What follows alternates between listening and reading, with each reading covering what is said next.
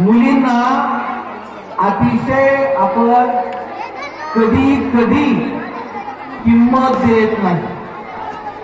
मुलगी जन्मली तर खूप मोठं संकट आलं असं आपल्या जीवाला वाटतं.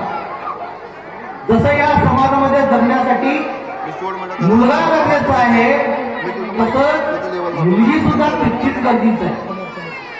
जर भावाला बहीण नसेल तर काय होणार आहे?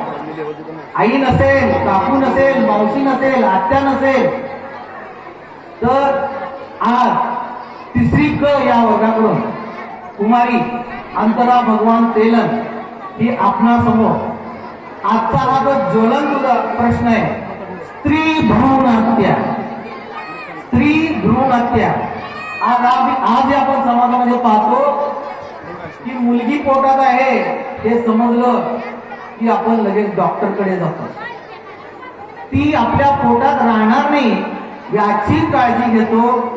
खरं तर परमेश्वरानं दिलेलं हे आपल्याला देणं आहे, पण हे देणं सुद्धा आपण नाकारतो आणि हे खूप मोठं पाप आपण करतो.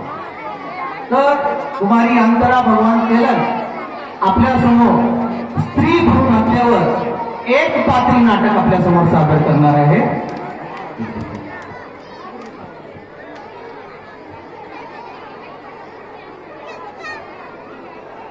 आई मला जगायचंय ग, आई मला जगायचंय ग.